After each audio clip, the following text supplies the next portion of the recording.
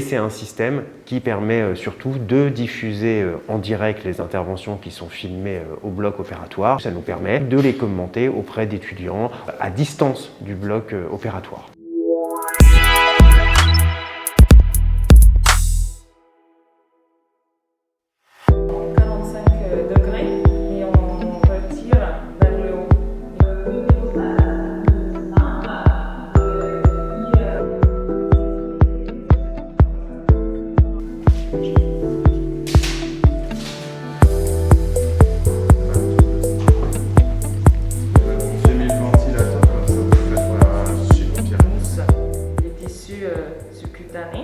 Quand on est vraiment tout au fond, à côté du plombaire, il faut qu'on tourne notre crochet très doucement pour être sûr qu'on ne prend pas des intestins. D'accord, très bien, merci, c'est très clair. Et moi, en parallèle, je vais vous montrer sur la pièce anatomique qu'on a dans la salle, pour vous montrer ce ligament suspension de l'ovaire.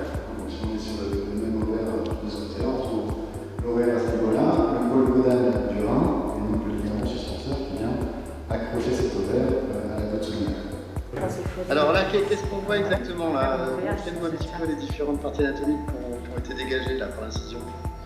Celui-ci, c'est de l'ovaire. Ouais. Je le montre aussi moi sur la pièce anatomique qu'on a dans la salle. Entre mes doigts et avec la pince, je montre dessus. Alors en fait il s'agit d'une caméra de champ opératoire, une caméra haute fidélité qui est connectée comme on peut le voir sur un bras déporté et qui rend son utilisation en bloc très confortable. C'est un chariot qui est mobile, il peut se connecter de manière autonome à partir du moment où il y a une prise électrique et une prise internet et on peut le déplacer de bloc en bloc. Et c'est un système qui permet surtout de diffuser en direct les interventions qui sont filmées au bloc opératoire et ça c'est un véritable atout dans un contexte académique puisque ça nous permet bien sûr d'enregistrer les interventions mais surtout de les diffuser en direct, de les commenter auprès d'étudiants, auprès d'apprenants de tout niveau qui peuvent être en amphithéâtre et du coup à distance du bloc opératoire. On imagine assez facilement que dans un bloc chirurgical, le nombre d'étudiants qu'on peut exposer à la technique est relativement réduit. Donc tout l'intérêt, c'est de pouvoir, d'une part, exposer le geste à plus d'étudiants et d'autre part, susciter un dialogue. Et donc des questions-réponses entre le site distant, le bloc opératoire et l'amphithéâtre où plus d'étudiants peuvent interagir. Alors c'est un dispositif qui est complémentaire, qui va être intéressant pour surtout exposer les étudiants plus tôt dans le cursus.